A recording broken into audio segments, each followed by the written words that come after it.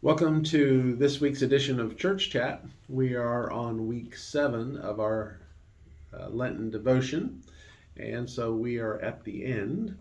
And if you read along with us, you know that we were in John's Gospel. If you haven't, it's the story where Jesus and Peter interact, and Jesus asks Peter 3 times, "Do you love me?" And so each time Jesus responds, "Yes, you know that I love you." And Jesus, in turn, has a job for Peter, asks him to feed his sheep, take care of his lambs. And as long as I've read this scripture, I always thought it was kind of a weird interaction, a weird conversation that they had. And I've always wondered, why wasn't Jesus more direct with Peter? And why didn't he just say, "I know you betrayed me. I was disappointed about that. Why'd you let me down? But I've got some work for you to do." Why wasn't he more just direct and obvious with his comments rather than going through this verbal dance of "Do you love me?" and "Feed my sheep"?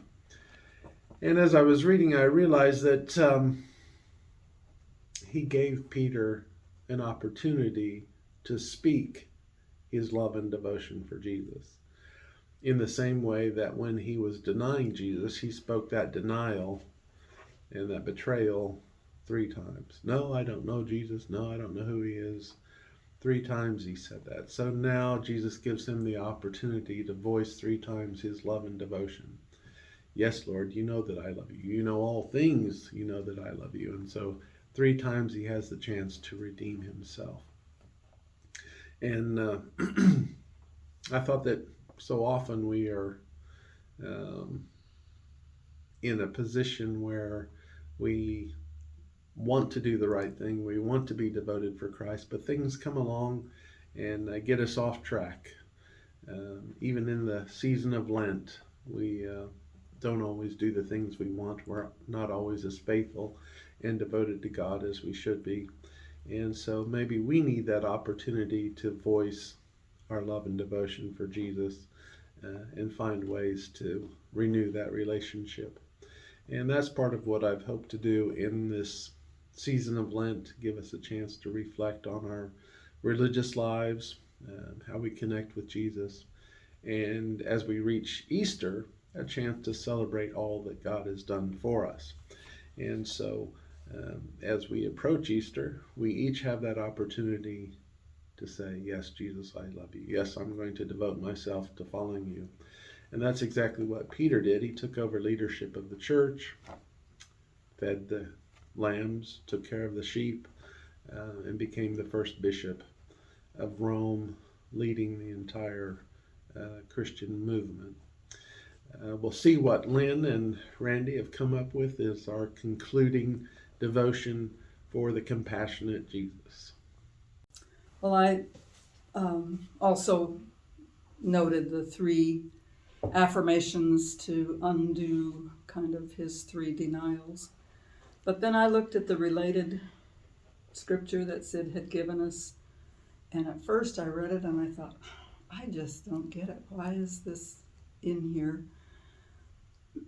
Looking back, it seems foolish, but I must have been in a dumb period. But it finally came to me that the prodigal son had denied his father and denied the family values and run off and lived extravagantly with his inheritance, but came back and his father had compassion on him, ran to him, and we all know the story. The ring, the robe, the fatted calf. And so the connection that you were, I hope that's the connection you were thinking of, is that we really, each of us have different ways where we kind of deny our inheritance and our father and do things that we shouldn't, but we can always come back and be forgiven and be part of the family again. So before I get started, I really just want to say how thankful I am for the wonderful job that Pastor Sid did on putting this devotion together, as well as the wonderful sermons that he used to accompany it. It's truly enhanced my spiritual walk during this season of Lent, and I appreciate that. And I also truly appreciate the fact that he included Peter in this study.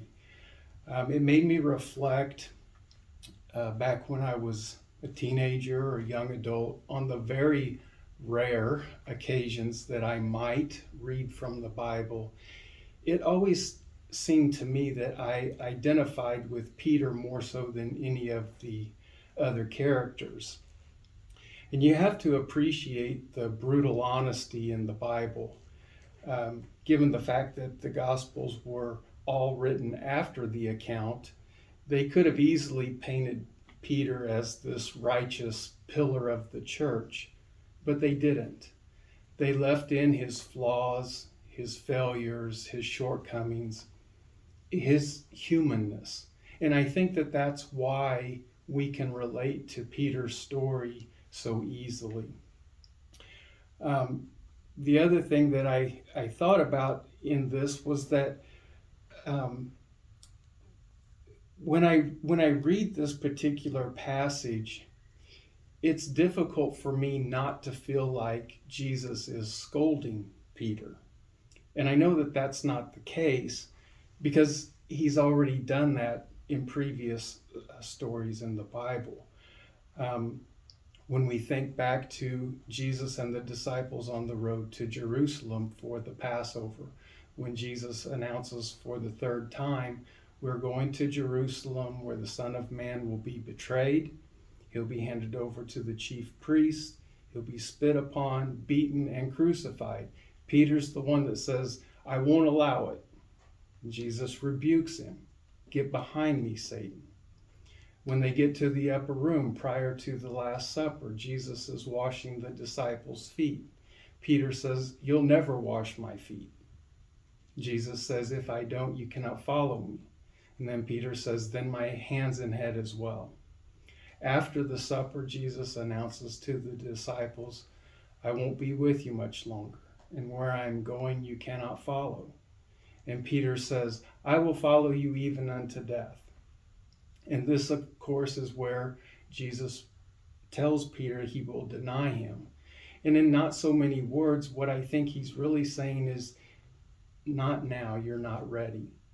Your pride has blocked the way. And so,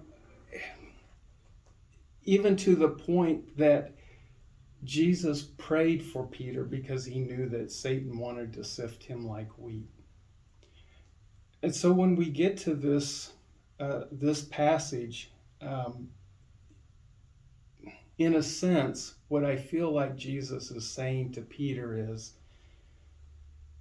Peter, is your pride broken? Feed my sheep. Are you humble in heart? Tend my sheep. Do you know me? Show me that you love me. The whole time when Peter denied Christ, he didn't betray him. He simply said, I don't know him. And there may have been more truth in that statement that even Peter knew at that time. And so when Jesus gives him this opportunity to be reconnected, the compassion and the incredible patience that Jesus showed for Peter is the same patience that he shows for each one of us, and even the non-believer.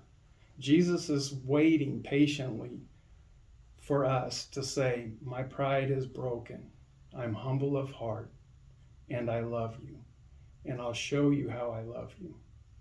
And so this has really touched me. This whole experience has really touched me this season of Lent. So thank you. I do appreciate Randy's support always, but I would agree with him. When I put this together, I thought, oh, this is a good and interesting idea, but as we've gone through it, I found it much more meaningful and more challenging than I ever anticipated. And so it's been good for me as well to go through this. I hope that you have joined us along the way and that you've gotten something out of it, that you've grown closer to Jesus, and that you feel better prepared to celebrate Easter and all that the Easter story means for Christians. We invite you to come along Sunday morning for our Easter service, or you can join us Thursday for our service of communion and healing. That's at 7 on Thursday. And of course, as always, we meet for worship on Sunday at 10 o'clock. I hope you've had a great Lent. You might want to go back and read some of these. Read the story of Jesus in Jerusalem, the story of the resurrection, the story of the crucifixion this Holy Week as a way to get into the spirit of it. And I hope that through all of that, you will be blessed. As you can tell, I'm a little croaky this week. The allergies are with me, and I hope they're not bothering you, but it seems to be a lot of pollen in the air. So I hope that you will stay well and blessed this Holy Week and this Easter season.